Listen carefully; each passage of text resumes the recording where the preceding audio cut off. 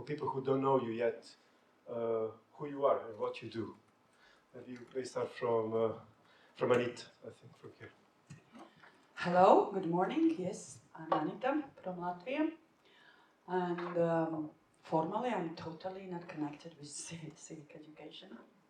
So it will be quite challenging to show, a way or a view that I understand what I'm talking about. It could be quite interesting. But if I'm serious, if we are talking about civic or active participation, in last years, I'm working more like a non-formal educational trainer or moderator, and I'm thinking and talking and making different kind of trainings or discussions or forums with local communities in general to talk about active participation and to be active in local community, even not only youth, but even all people in the world, how we can be active and useful and how we can develop our communities together. This is my topic. Thank you. Let's meet Maja. Yeah, so hello from my side as well, Maja from Slovenia. I work as head of education in an NGO, like one of the biggest NGOs in Slovenia, where civic education is also part of what we do. I'm partially as well employed in the Faculty of Social Sciences in Ljubljana, where I participate in youth participation subjects or like everything connected to policy regarding youth. Also working on some projects. Then I'm part of pool of trainers of the national agency Movit. And yes, I would say that civic education is as well like one of the passions, and I very much firmly believe in active participation of young people on all levels. So, yeah. Thank you. Good. Aida. Hello, my name is Aida Becirovic. I'm coming from Bosnia and Herzegovina, and I'm working as a director of the German foundation called Schüler helfen Leben, really long name. We are working with young people 30 years already, and our main task was reconciliation in Bosnia and Herzegovina after the war. And from the reconciliation topic, we came, of course, also on the active citizen side. And now, what our society needs more than ever is critical thinking, actually. And the discussion like what can be citizenship or civic education in societies where we have a lot of autocracy. It's, I think, the critical thinking the most important issue for young people. Yeah. Thank you. And Alina. Yeah, I'm Alina. I'm a still youth researcher, and I'm more theoretician. And if the youth participation is actually really one of the main topic of my research and my expertise, and civic education is more on a sideline. I do have some ideas how youth participation and civic education can be connected, and I have some overview of what is going on in Estonia, but I'm not a practitioner. Yes, thanks a lot. Actually, I'm sure you have much more ideas than you two. Maybe you're just too modest at the moment, but because I asked you already to make one slide to just picture the situation in the 4 countries, so that we can use as a starting point. For me personally, apart from being moderator here, I'm also not a teacher of civic education, but I had some contributions to development of civic education in Serbia, which maybe is not taken as the best of the best examples in the world, because there was one weird thing that government did 20 years ago when they introduced civic education in formal education schools. There was the moment when they introduced civic education and religious education at the same time. And currently, and since then, actually last 20 years, it's a choice. So you can choose either to go to civic or you go to religious. Yeah? It's weird. It's weird. And for parents, and my son just finished the gymnasium, it's always a really weird choice that you have to make, and knowing that actually half of the class will go there and the second half of the class will go there. And but that's Serbian situation. So let's see what's happening in your cases. And I think the first one is coming from Bosnia and Herzegovina. So maybe Aida, tell us a little bit about what's the picture of civic education there. As you see, it's very colorful. Yeah. In the formal education, actually, the civic education is integrated into the primary school and secondary school. And we have varied content may exist between entities. I don't want to overcomplicate Bosnia and Herzegovina, but just for your understanding, it is important to know that we are a small country with 3 million people and we have 14 ministries of education. In total, Bosnia and Herzegovina has 186 ministers. So that means that each big house has at least 2 ministers inside. And also like our 60% of GDP goes to the public administration. So that's the country that I'm speaking from. Also, if you research in Bosnia and Herzegovina and you believe the statistical data, please don't do it. Our statistic is very bad and it does not reflect the reality.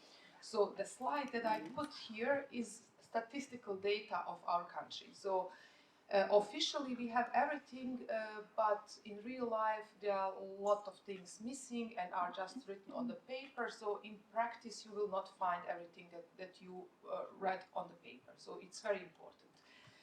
Yeah, the curriculum topics, for example, in our education system are democracy and rule of law. And I can tell you that we are one of the maybe in high level of corrupted countries. So rule of law, how we introduce it, it's also very funny. Citizenship education, for example, I want to be a citizen of my country and that's not allowed. In my country, we have 3 ethnicities. And if you want to work in a public institution, you have to be one of those 3 ethnicities. I am not one and I have no chances. And that's also to the citizenship education. Political system, yes, we are highly decentralized country. We are officially a democracy, also again on the paper. But in the real life, we are deeply divided along ethnic lines and most of the young people are living in mono-ethnic communities. That means that they never met someone who belongs to the other ethnicity. We also claim that we have 3 languages, it's also funny. But actually that is one Serbian-Croatian language that we all learned back then in Yugoslavia. But now it's very important to separate each other along also on the language side. That means that you will find funny people in Bosnia and Herzegovina blaming or saying that they speak completely different language that they never do. It's also crazy. Civic engagement, yeah, that's also funny in our official education system. That means that if your principal or your school teacher is some political party, in practice it means civic engagement that you go to this pre-campaigns meetings of some political party. So that doesn't mean that you as a young person have really choice for free civic engagement. Ethics and values, as you know, we are barbars in the Balkans and we like to kill each other every 50 years. So about ethics and values, it's really, it's hard to integrate it in the education system. Our ethics and values in the education system are, if your parents are rich, you will get good grades. If your parents are poor, you will get really bad notes. So that's our ethical and values. But officially it looks great. Bosnia looks great on paper, really. Non-formal education is provided actually by NGOs, by community groups, and by international organizations. Also, one point about international organizations, in my opinion, they contributed 50% as well to all these divisions because, yeah, the international community is also like completely lost in space since 30 years. At least in Bosnia and Herzegovina. So the topics include, in the non-formal education, the most topics are youth engagement, community development, human rights, media literacy, environment and advocacy. In Bosnia and Herzegovina it is really, really important to make this cross-sectoral cooperation between non-formal education and formal education, because our formal education is missing lots of things. Our children are learning from books from the 60s or 70s, And for example, if they have a like informatic subject, they still in some villages learn and write it down, like Excel commands, writing down on the paper, because there is no computer or internet that the teacher can use at the school. So that's it from my, and by the way, Bosnia is a beautiful country with beautiful nature and really nice people, good food, so come visit us, but don't miss anything with politicians. And a good sense of humor, as you can see already. So thanks a lot for So in Bosnia we go to Slovenia and see what the situation is there. Great. I thought it's bad, but obviously not that bad. Yeah, actually, Slovenia is, we have civic education on all of the levels, basically. Primary, secondary, and then also in some cases as well on the university level. Actually, it's really interesting that we did a research that like youth work as such was recognized in one subject on the university in the year 2019, but up to 2022, it was in 17 different subject mentions on the level of University of Ljubljana. So it's not that bad and things are moving. So also the recognition is getting better. So primary education, I just had a talk in the morning on the breakfast as well with the headmaster from the school who is with us. And actually, like, yeah, we talk about citizens' education, about culture, about ethics, but it's everything more or less on the level of a teacher passing the information to students. But in the secondary level, I think this is one thing that actually youth sector has been for years lobbying, that like more active citizenship or civic education should come into high school curriculum. And then our association for schools has launched this wonderful thing, which is like called a framework for active citizenship. And how they did it, they made it as an obligatory subject, but they passed it to the teachers who don't really know what to do with this. So they have received like these beautiful 2-page papers where it's saying like, you need to talk about how European Union is formed, you need to talk about human rights, about active citizenship, and of course teachers have no clue because they didn't get any kind of other guidelines, so to say. So what they are doing, they're actually turning to NGOs who are dealing with active citizenship education. So this is for us, it's actually good because we now work a lot actually with high schools, and a lot of students are coming as well to our NGO, or we are as well going to the schools, which is as well good because we at least know that like knowledge is passed in the non-formal education way to young people, and they are actually really enjoying it. There is then a lot of civic education in the non-formal sector. Typical providers would be National Youth Council, local youth councils. Then we have quite a lot of organizations who are dealing with like rather political aspects, or also like NGOs. We have youth branches of the parties. So all of them are doing like a lot of civic education on different levels, everything from simulations of some like municipal level boards, or we do quite a lot of like hackathons or ideathons where young people are able to say what they would like to change in their local communities, or also on the national level. We have had actually quite a lot of successful projects. I would say that like on local level, of course, it's visible quite fast if young people want something, and then this actually happens from the level of municipality. So things like skate parks were built. Sometimes they're asking for such a simple things as like more trash bins in the local park because they are having parties there and they just want to make space clean after themselves. But I would say that on the national level, one of the most successful things was actually when there was the problem, I think this was 2012-13, when there was a lot of problems with youth unemployment. And on the national level, it was one of the measures that was introduced was this like to co-finance the first employment of young people. So it was co-financed like for 3,000 employments. It was something like 7,000 euros, which would be sufficient for like 1 year of the taxes covered. And actually 70% of the young people who got this first employment opportunity were still employed after the end of the financing, which is one of the very good advocacy level things that has happened, because there was quite a lot of civic education introduced beforehand to the level of the National Assembly and representation. So yeah, we talk a lot about human rights. We talk a lot about how different organizational structures are there in municipalities, on the national level, and also European Union. And yeah, system thinking.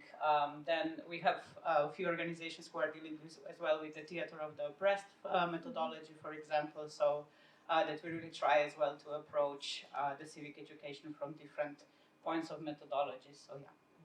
Okay, thanks a lot. Very colorful situation in Slovenia. We probably can learn a lot from there. Applause to Maja too. And we go north. We go first to Estonia. Beat Alina. Maybe pass Yes. mic to Good morning to everybody, and nice to hear your presentation. And I'm also pretty glad to hear Slovenian presentation, which was very interesting, but not so colorful as the previous comments. So I was really worried how I'm going to compete with that. I'm coming from a small Nordic country, and civic education has been part of a formal education in Estonia from '96, and since 2002, as I have been written down here, the focus has been mostly on the lesson ühiskonnaõpetus, kas keegi oskab hästi tõlkida? Civic studies, basically. Okay, I think that it's not the civic studies, so I was kind of translating it lessons about society, but this is a little bit clumsy. But well, this is one lesson what is really focusing on this civic education. On the other hand, at least it should be integrated to the many subjects in school, and it has been taught both in basic and secondary schools. In addition to the and the topics which are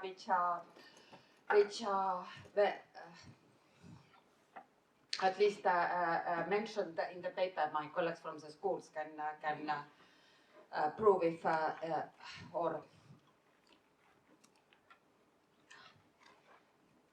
say if I'm forgetting something, or if there is something what I don't know. But the main topics in a formal civic education should be improve civic competencies, give to the students a good overview of the society and political structures, teach human rights, equality, democratic values, and also prepare students to participate in society and organizations, as well as support multicultural society and develop tolerance. So, but this is what is said about the formal education in Estonia. In addition to that, there has been a lot of organizations also somehow established to support civic education, and this youth council is maybe the most famous one, which is kind of success story in Estonia, but has been working pretty well. But besides that, there are of course many other organizations, for example, including students' organizations, also different NGOs, youth organizations, and I think also in Estonia we have pretty strong umbrella organizations, both for the student organizations and youth organizations.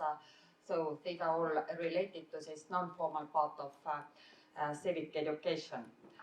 And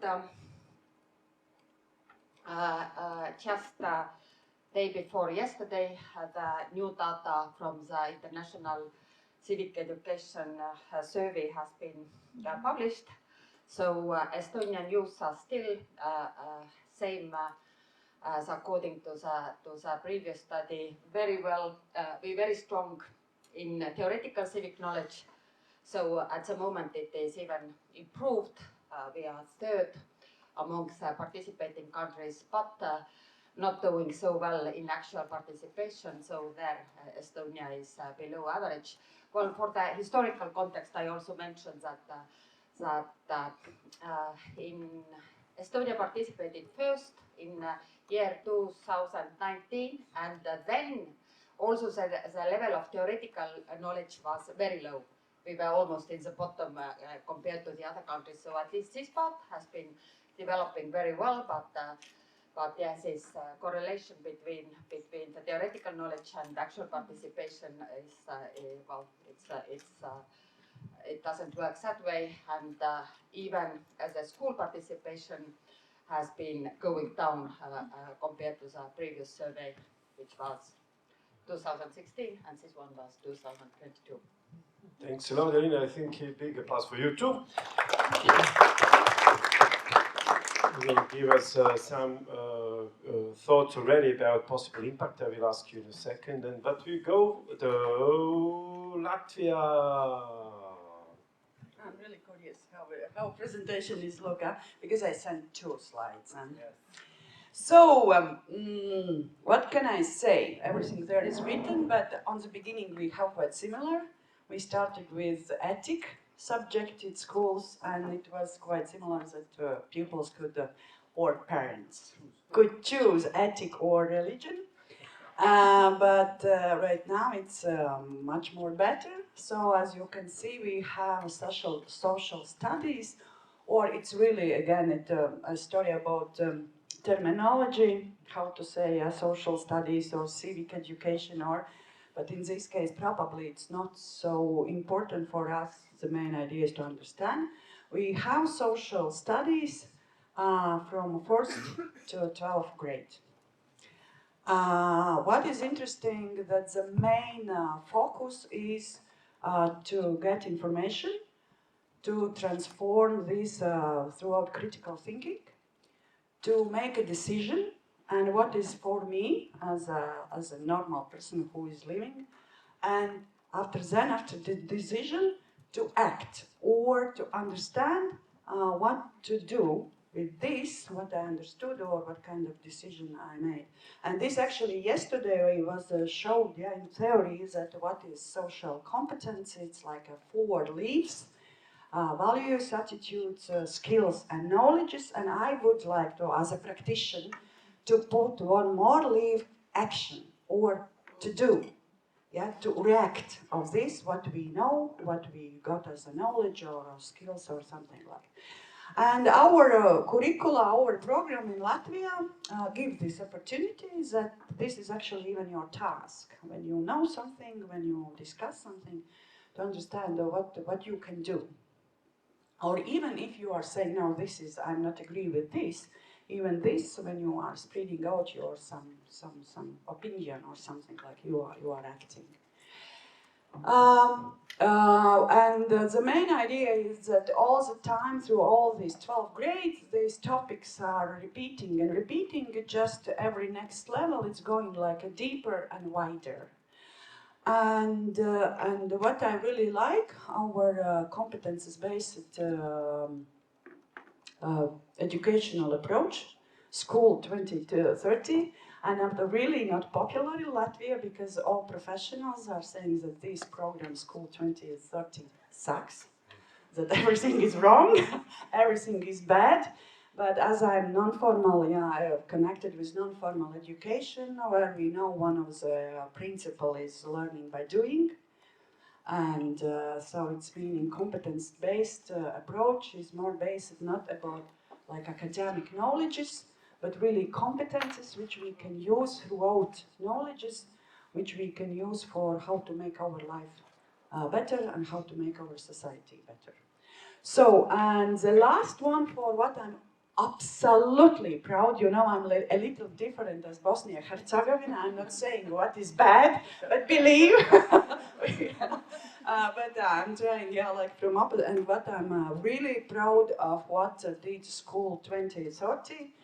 And again, sorry for my very limited English, but in Latvia we are saying like project work or something like in a project-based education.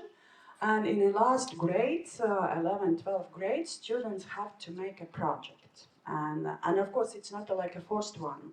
And it's not only like only one, but it's really like a special subject. And in this project-based subject, they have to choose three options what to do.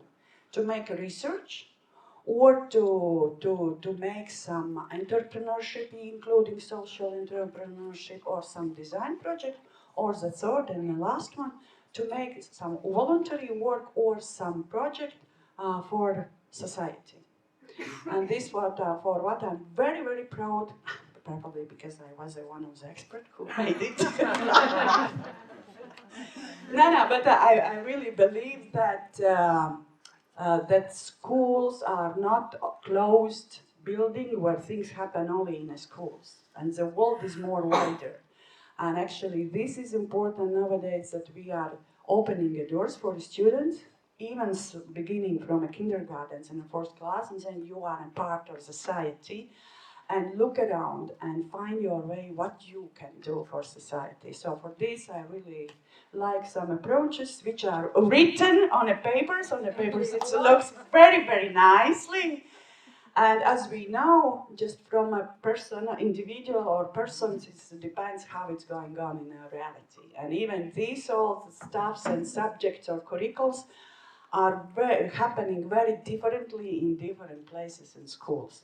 Do I have my second slide too? Networks, how we are working with social or civic education, but we have, of course, not only one NGO who is working with this topic, but why I put exactly this one, because this organization is working very well with the schools in formal educational level, and throughout projects, throughout professional tools which they can give to the teachers, because of course always teachers are saying, okay, how to learn it, how to teach it, give me a paper, materials. And even I could say that, of course, not 100%, but from my experience, I know that even some schools are very proud that they can be a part of some projects which are managed and organized by this organization. So it's mean even for formal education, we have some quite strong support instruments, how to get some understandings. Thanks a lot, Anita. An applause for Anita, too. Yes, you get a little privilege because of host Latvian host. We can have 2 slides, that's fine. That's okay. Yeah, I have a couple of questions for you, and then we switch to you. So it doesn't become only the talk between 5 of us, but more talk between 40 of us. Jesus. Yes. So I start first, and then maybe we can give the microphone to the audience. Yeah, I think Anita, actually, maybe building on what you said a little bit about it's not only about competencies, not even attitudes and values, but also acting. I think that's a good point. Actually, I was wondering maybe what others would say about what do you see as impact of this education, civic education so far, apart from being in the curriculum or being nice on paper, as I said, but maybe do you see any impact, especially in terms of youth participation that we're discussing here? So any practical impact? Maybe you have microphone there. Yeah, and you're asking about the formal education. Yeah, I mean, yeah, that's a good point. Maybe you can see maybe there's a difference between one in non-formal education, formal, but practical. Mostly I'm speaking now about formal education, civic education. There, do you see any what impact do you see? Well, as I was already quoting, that at least Estonian students have a very strong knowledge, theoretical knowledge, and as we didn't have it 15 years ago, this is a big improvement. On the other hand, it does not seem to influence participation, because at least within these conventional forms of participation, which is more often measured, they don't participate. They are not interested about that. And even so, this non-formal civic education is actually this is actually working. It's also we have done studies about that, and these young people who are involved there, they are really getting a lot of support, and they are well learning different competencies within these organizations, which is kind of could be part of the civic education. And they are pretty satisfied with that. And then I'm bringing up my favorite topics that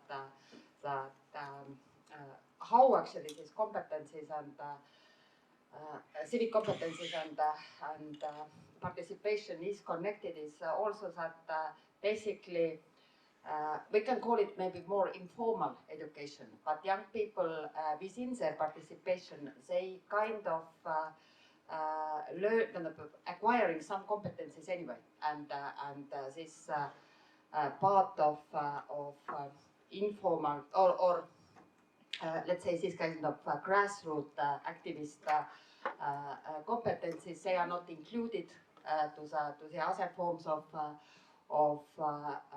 civic educations, and they might be also better supported. Is one thing what I'm thinking about that. So it feels like these two spheres of learning are kind of divided at the moment, like informal learning. Okay, we can also put it that way, but I was a little bit also thinking that let's say this more informal part or grassroots organizations, they are even more excluded than anything else. What's the impact in Bosnia, if you can say? Apart from being nice on paper, what's Which the story you want to hear? Yes, the real one. The impact, there is impact, but that depends really on professors at school, on teachers. So if you have great teachers, you will have really great impact on those topics, and each normal person is considering human rights, ethics, and human rights values as a normal standard living style. So if you lucky as a student to have great teachers, there will be impact definitely. But if you are not that lucky, then you will end up really by radical teachers. And also the system, I mean the education ministries in the last few years, especially in one part of Bosnia and Herzegovina, one entity called Republika Srpska, they have been more and more radicalized, the curriculum and also the students. That means, for example, that my organization, not just my organization, all the other NGOs didn't get the last 2 years permission from the Education Ministry of Republika Srpska to enter the schools and to work with the students. For us, that's not an obstacle at all. We would like to have a permission, but if not, if we don't get it, there are always bars around, school, and we meet young people also on other places. So that's how we work. We get to them at some point. And I can tell you also one example, like in Bosnia everything is possible, and that's great, really. Also the good and the bad things as well. And for example, in this education system, imagine like when we build up like a network of school student councils in Bosnia and Herzegovina, everybody was telling us, you are crazy, you will never succeed, that's losing money, losing time and everything. And today there is a independent school student council agency in Bosnia and Herzegovina run by young people from all three sides. So that's in Bosnia and Herzegovina like mission impossible, but it's still possible. And I think in Bosnia and Herzegovina you can achieve really a lot of things if you work hard and if you find your way somehow to around the system. So and you can find it. There is free space as well. In a way to support the system or to support the gaps in the system in a different way. So Maja, how is it in Slovenia? I mean, you said there's a lot of things happening, and you listed a lot of topics and methodologies. And if you would say, if you ask or you see the students or pupils, what's the impact on them? I mean, what can you see? The thing I hear the most always is like, for the first time I have a feeling I'm heard. And this is, I think, one of the very sad true realities, and really like giving them this space that they can actually express what are their somehow like what are their needs. And I see that like in a lot of spaces this space is not given to them because like we have of course like a strict curriculum. I'm sad when this is happening on the university level as well actually, but it is happening, and this is the feedback that I actually get the most. But I think that like afterwards when they see that these things are actually possible and when they participate in this kind of events, it has a follow-up, and a lot of times it also results like rather in, I think solidarity projects are a wonderful opportunity that has come with European Solidarity Corps, where they can really try out in a fairly easy way how this works in practice and what you can do for your community if you understand what is going on and if you know how to somehow structure your needs and like also implement this in the local community. So I would say we have quite a lot of initiatives that came out from the processes where young people have participated and where they have seen that like actually their voice is also taken into consideration, not just like being listened to and like not just smiling with decision makers, because sadly also this is happening. Also we have our issues as a country. But yeah, to me it's also like when we managed to bring the decision makers and young people together, a lot of time this was said like, oh, but young people actually have great ideas. Of course they do, if you only give them a space. And I think also it's not coming like there is an impact, of course, on students and like everybody who participates in the civic education, but also on the other side, there is a lot of work to be done to actually open and support the spaces where this magic that happens in the end. Thanks. And maybe Latvia, what you would say? So, at first, you have to know that everything what I'm saying, it doesn't mean that it's 100% true. So, second, I think that this is quite true, what I will say right now. We have quite big difference between big cities and towns and rural areas. If we are talking about society or implementation or impact of some local, community living. I'm coming from a rural area. I'm living in a forest, in the middle of the forest. So nothing else, just animals and Russian border very close. It's not that. This is, I didn't make a link. So, and if I'm saying how social science can give some input to local community, I'm saying yes. Because in small communities it's more easier, and thanks to this subject. And actually I got right now one more new idea. And why only right now? Somehow I can follow, thanks to European programs, even use in action Erasmus Plus one more time, and what will be next. Actually, our some social activity or citizenship feeling or something feeling came together with international projects, and probably it came in one level. Some experience from another, and some international experience gave some inputs to make. But we have to talk in our schools or with youngsters or with kids or with communities too about these topics and subjects, because if we are following how our civic subjects, civic science developed, actually parallelly when we are getting this possibility to see a world, to talk with others.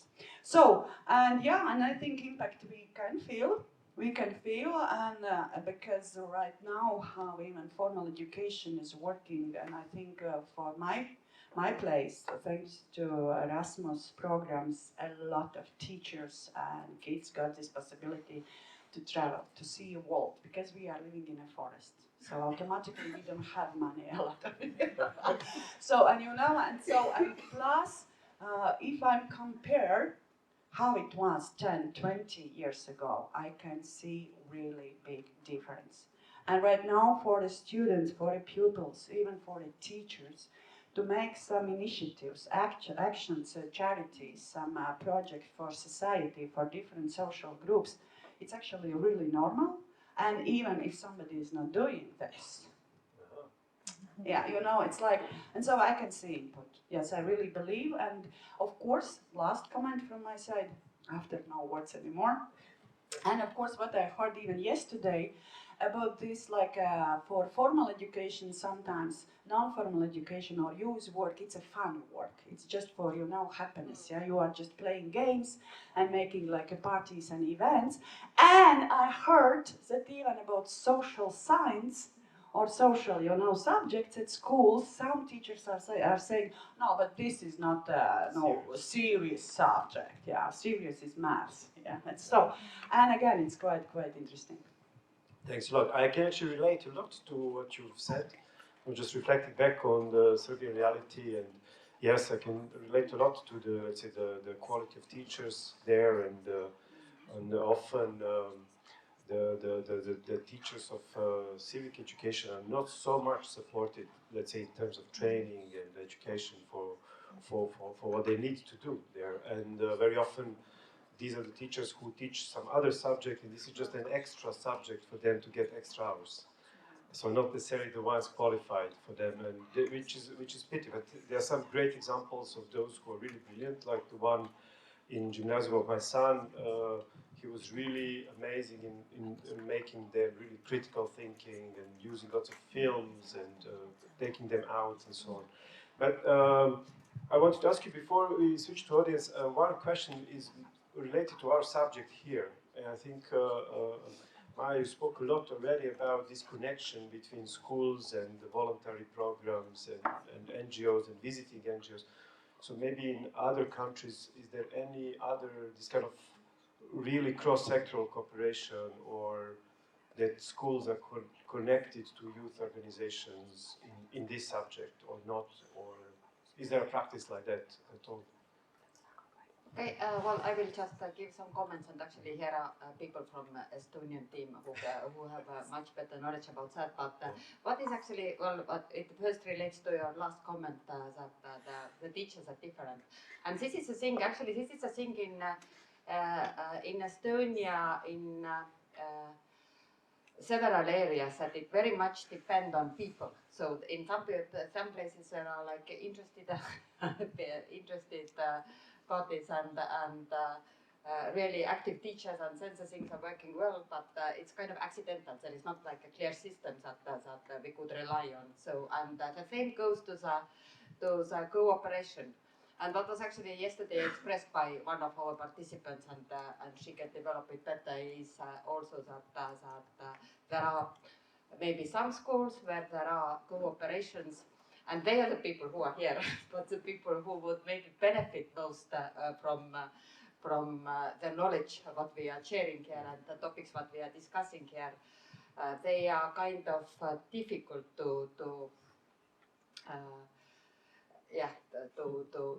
bring to the topic as well. So it's like very, let's say, accidental, or there are like very big differences, both about the teachers, both about the cooperation, etc.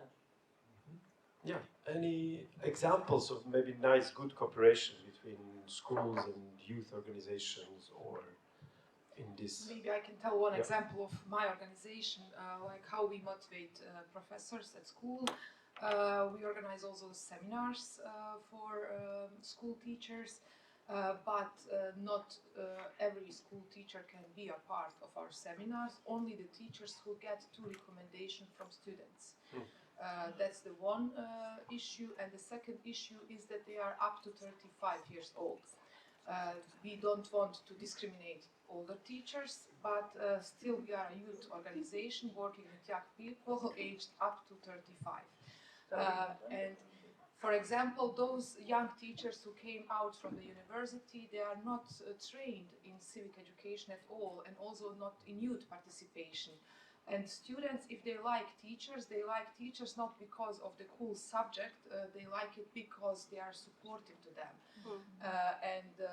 Youth participation is very important, and we support also teachers, giving them, providing them a lot of materials and skills how to support young people to take part in youth participation. And we have really plenty of great examples, but you have to help, you have to provide materials for the teacher, and you have to have understanding for the teachers that that's for them additional work, because it's not recognized in the working hours of the normal subject, let's say. say.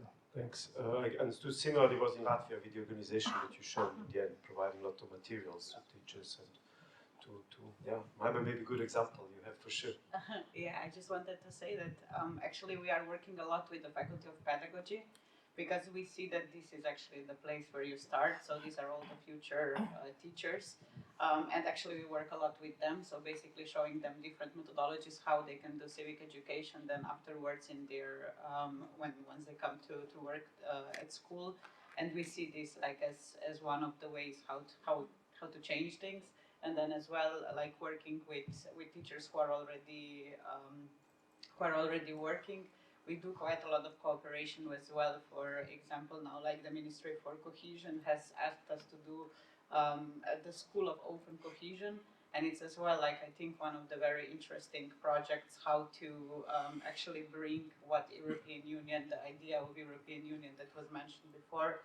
What is it bringing to local communities and like how they can really be integrated, and this is also I think it's different ways how you can do it, but the crucial thing is to work with teachers. Thanks a lot. And you mentioned before probably there were a lot of other, if I understood you well, that in Slovenia also the students can also go and visit youth organizations and actually practice some of the things that they've learned theoretically, as Alina was saying, maybe not just the theoretical knowledge, but also acting or experiencing participation spaces. That was my understanding, yeah? Yeah, of course. Like we do quite a lot of things. So as I said, like we do some hackathons, for example, where their ideas as well then become alive in practice. We just have one project actually that we are doing on the international level as well with this idea of like ideathons, where they can actually also get the money to implement the ideas. And yeah, we very much like believe in this. Like if you go through the practical example how this works, and then also like kind of stick the theory on this, that it also like stays with them also on the knowledge level. So that's why this competence building as such is for us super important. And yeah, also like as I said, like different simulations, participatory budgeting, and all of these mechanisms that they can get to know in order to also understand how democracy works in practice.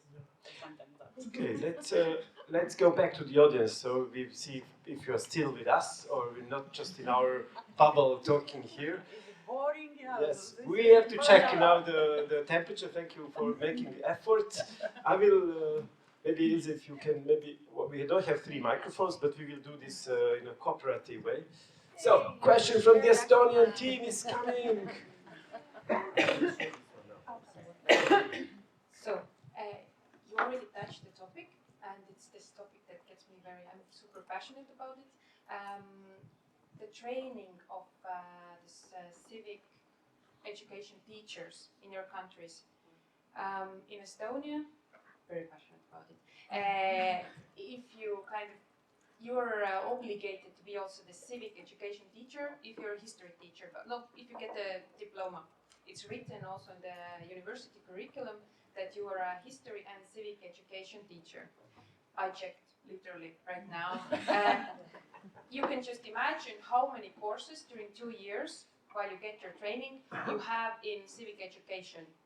One, the rest is all history. One, and it's called World's Political History.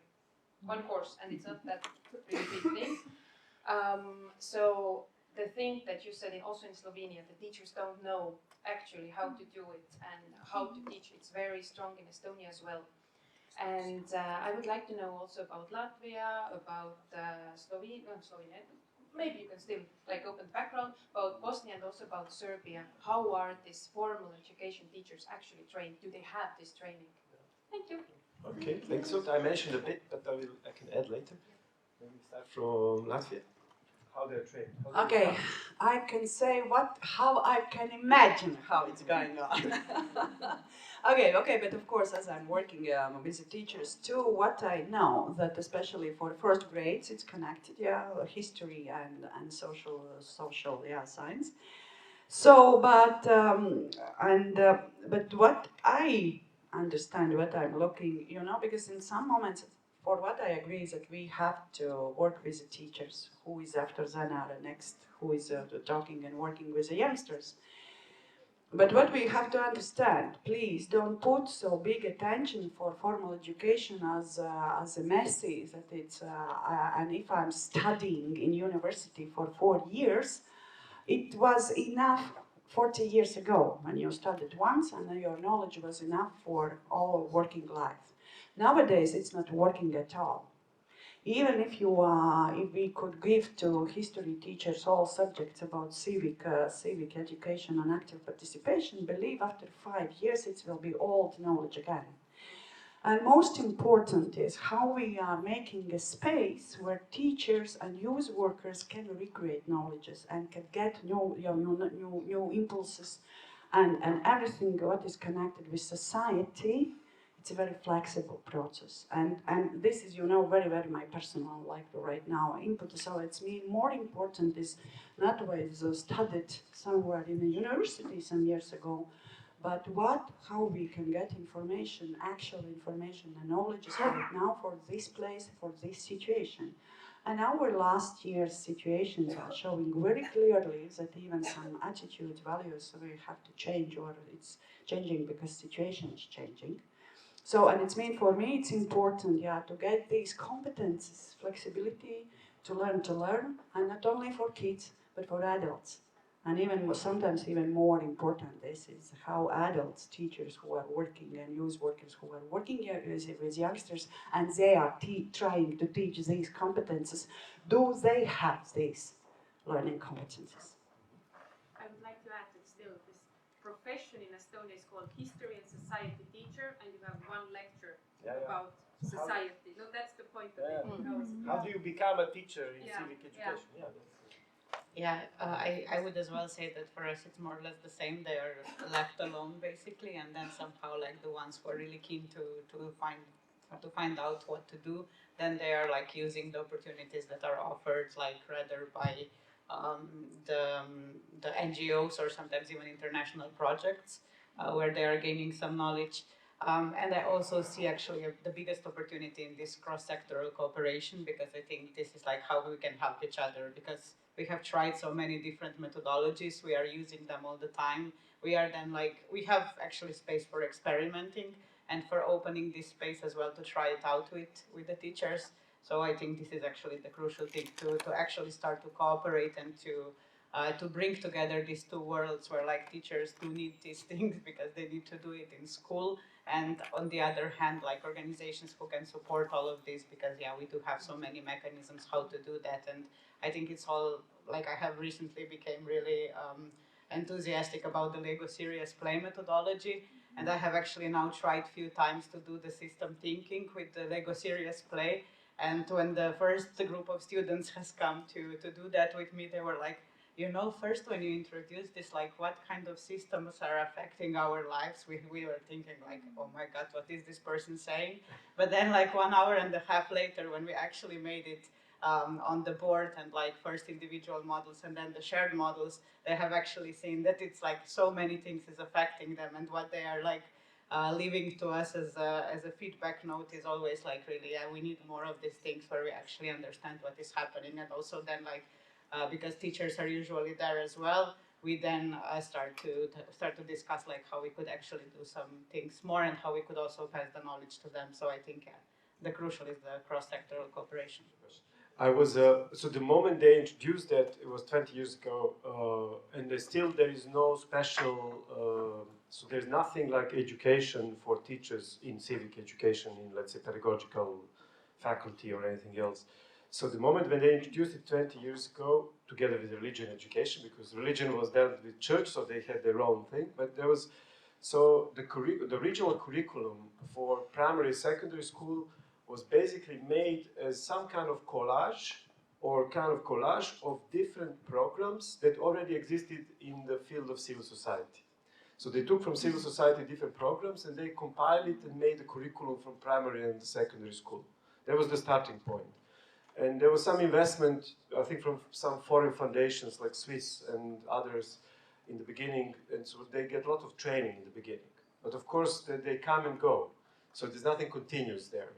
So my impression there is that civic education is very much, it's a political question.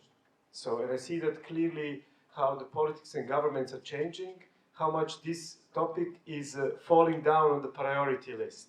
And I think being even sometimes even deliberately neglected, yeah, and deliberately not invested in. So we have it formally, but it's kind of falling apart and relying only on these individuals who are actually keeping the fires sometimes. So currently in Serbia, if you say, maybe good thing is that some of those teachers, they made association of civic education teachers, and sometimes they do kind of peer learning or organizing kind of, that was I think probably good practice for kind of keeping some kind of quality and some kind of standard there in Serbia. Other questions? Okay, not about Serbia. Questions? Can I ask now? Yes, from Can you. I for the Latvian? Because Yes, I'm yes, representing this degree, so I can answer. Yes, you can answer. How do you become civic education teacher? Yeah, it's basically the same with Estonia, but we study for 4 years in the University of Latvia, and we study many courses about economics, politics, the laws, civic education, and how to teach that to the kids. So it's not just one course, it's a lot of courses in 4 years. And that's the problem, because social studies are many studies. It's not just like politics or economics or something stuff. So it's a lot at the same time. So I'm proud of this program. Woohoo! That's a good news. Yes, maybe if you there are no other questions from you. Yes, Andrei. Just a general And comment. Veronica, so Romanian team. Just a general comment. Now I'm taking out my hat as a rapporteur, and I have to say that I'm a bit mind blown to see how the discussion is going on here. And because I mean, I'm looking at a country like mine, like Romania, which has a bit of a different realities. And this is something that clearly it came up to me right now, that in this partnership, clearly there is a need to have more countries with more different realities. Because what you were mentioning, Anita, the fact that civic education is easier to do in small rural areas because it's closer to the cities and stuff like that, in Romania is completely the other way around. In rural areas, it's very hard to reach, very difficult to access for young people any kind of information, and civic education information in particular. So, I mean, it's just a plea, I know, for the national agencies here. I think it's very important to handle this in a more wider European context. To have also bigger countries, to have also more Western countries, because probably there are different realities there and so on and so forth. And the last comment that I'd like to make, it's more like some point of reflection for later on, because I mean, you know, school is supposed to be there to teach, to give the young people the tools to get well in life, right? Actually, to build life skills, right?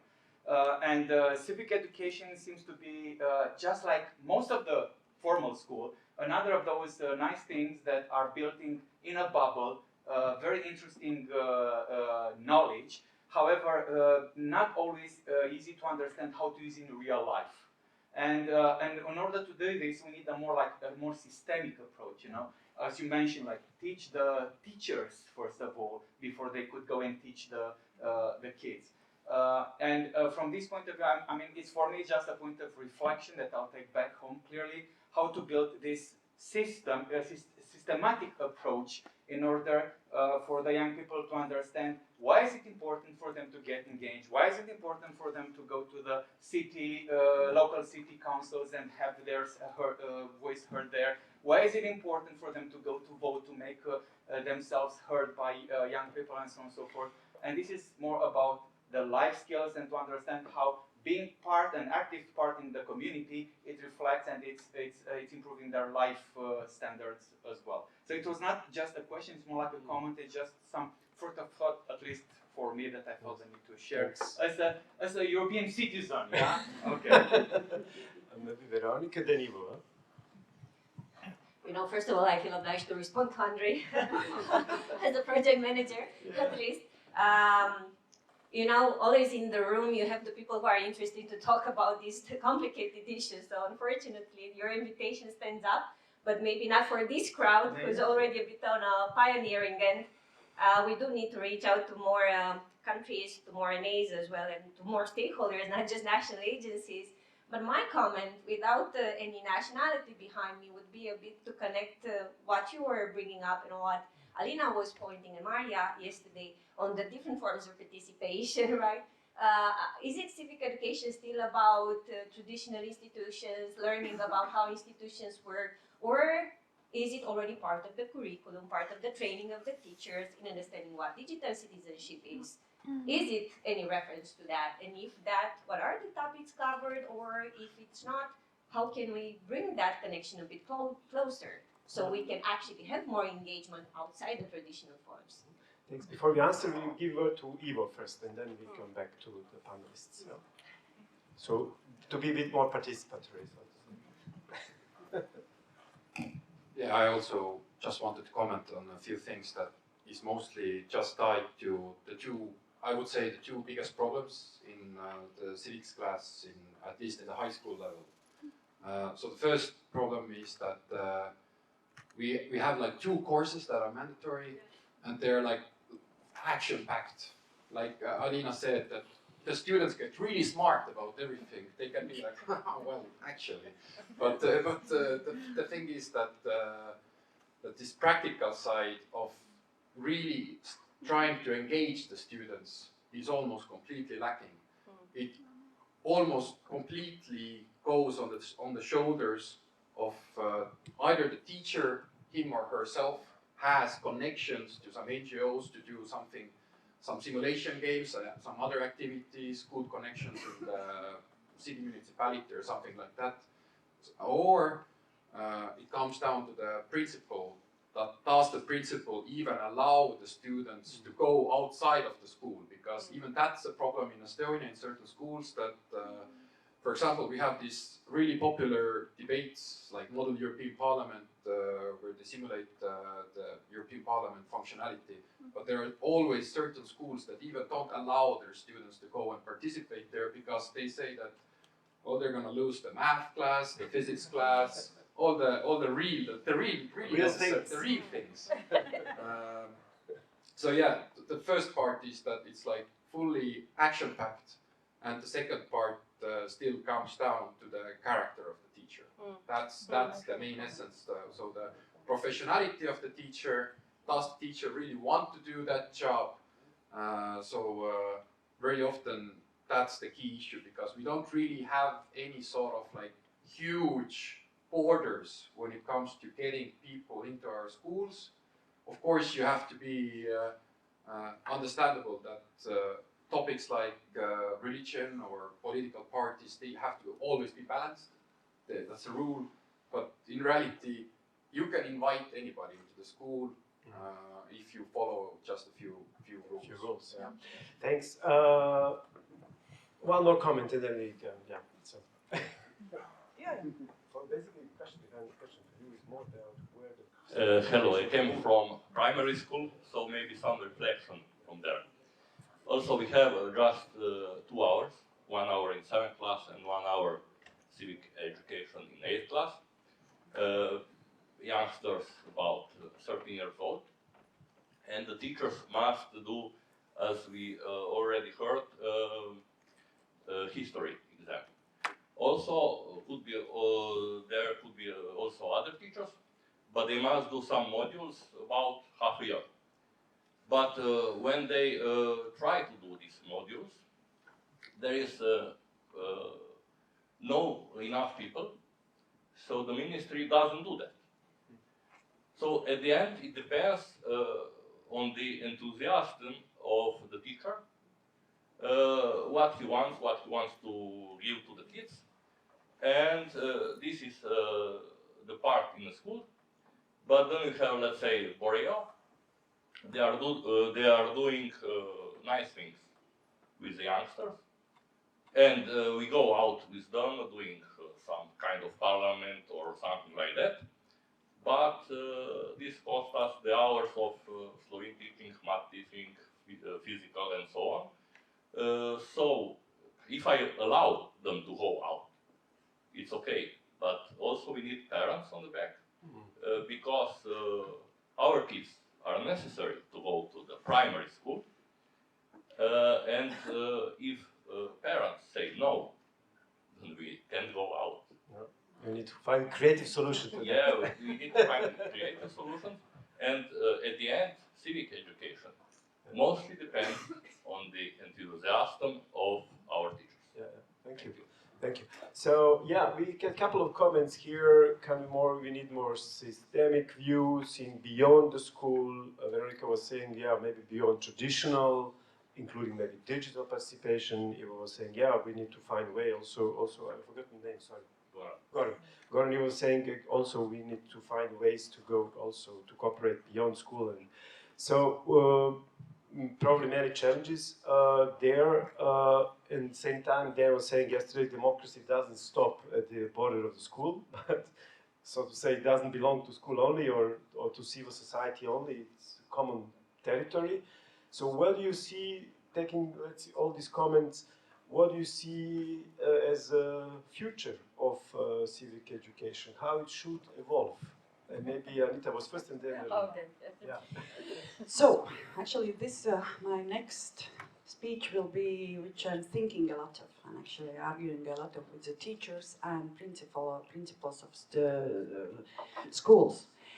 And actually, you mentioned that, and yesterday you made the presentation. Do you remember that the topic, and when we are talking with the youngsters, they are care more about global problems, not the local. So, and actually some years ago when we made a 3 years long project in my municipality about global education, we made research about what students, teachers and parents are thinking about educational quality, and it was quite similar. Inside, enclosure, it's bad, because we are here, we are living all the time, and as farther it is, as more important and better it is. You know, as much it's like this view somewhere there, outside, is more better, more interesting, more comfortable, more developed.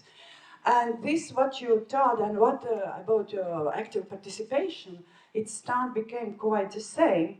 If we are living all the time in one class, in one school, we have that, and we know everything what is going here, and it's not important anymore. So, and somewhere there, outside, it's more important. And what I think, why civic education and active participation is very important, that we have to start to explain parents, principals, the decision makers, political makers, that social science we can't to make only in a classroom. It doesn't work. That we have to, and probably this is our main goal, is to say that if we want to think global, we have to act local. This is the beginning how we can start to be active citizens. So, and this, that maybe we have to say yes, especially 30 years ago, it was like just subjects in the schools and around life, it's not important. But right now we have to say, if we want to be, like success and active people in our world, we have to go out. And probably this subject, this is the first way how we can explain why it is important. We can't save the world just in digital way to say, yeah, these global issues are more important if we are not starting with our dogs, rivers, and, okay, very simply way, but it's like... Something next to. Thank you. Alina? Okay, I tried to make it short. It's partly also answering to the question of Veronica. Your question was if these kind of new forms of participation and digital citizenship issues are in curriculum or are taught in the schools about Estonia. Well, I don't know, maybe somebody else can comment, but yes. It's fair to... They are? Yes. Okay, so it's... From 6th grade. Yeah. Sorry? From 6th grade on. They are in 6th grade, 9th grade, 12th grade, they're on. So we are talking about all these kind of, let's say, new social movements and every kind of things. Oh, this is very good. Okay, then it's better than I was expecting. I was actually a little bit thinking that or what I have heard as a feedback mostly is that the things are too theoretical, and I was thinking that what we have in the paper, that there are all these topics of human rights and equality and social justice and democratic values, they would be very easy to explain using these examples of this grassroots movements young people are involved. And one thing what could be done by my mind, but probably, well, from my point of view, it looks easy, but probably in the school there are a lot of things which are influencing all these activities. I don't know, but when you would, for example, ask to the formal education classes also this type of young activists, and not only this type of, also like let's say representatives from youth councils, etc. So this is a way to somehow also to integrate all these kind of more practical views to these theoretical lessons. At least for it seems to me that that might be more beneficial, and also encourage young people to participate really more, not only to know theoretically a lot of things about all issues. Thank you. What are your views on the future? Maybe. Yeah, I think teachers are the most important for each society, but the rest of the people cannot mess up every day, and the teachers should somehow solve the problems. So that's how does it not work. And I think civic education is for everyone, and that's, I think, school is great, but we should be realistic how much time we want to overhelp the teachers. I don't think it's clever to put too big pressure on teachers on all topics that are raised every week, so that's impossible. I think that we should go back to communities, and community is something that should also help out with civic education, especially if we think about parents and their children. Let's do it as NGOs, let's do activities where parents and children can participate together in civic education activities. So it is not always important to know all the theoretical stuff to be an active citizen. Let's be an active citizen because we want to have a better school garden, or we want to have better children garden. I don't have to know what are the European human rights values. So if I act to make a positive change. And that's something that also our organization is supporting, the community building, and you cannot imagine what people can do with 500 euros. So bigger impact in the local community than millions of the European Union. So, and I think we should never forget our community level and somehow help also the teachers. I mean, teachers are not, you know, some super magical humans who have more abilities than the other people. So let's reserve the teachers for also math and physics. And thank you. And last comment from Maja. Yeah, I had this thing in my mind that the grass is always greener where you water it. So I think it really starts with us. It starts exactly with this crowd. And I think it's also like the way how we need to approach it. It's for sure like systemic change, and like also like bringing it to advocacy level and tell why is it important. I also agree that sometimes we don't even need money. It's like, I think best projects we have done were always without any kind of financial funds, but like ran on enthusiasm, ran on the idea that we will do something good for the society, and this is where it starts. So yeah, I think we actually have a lot of work to do.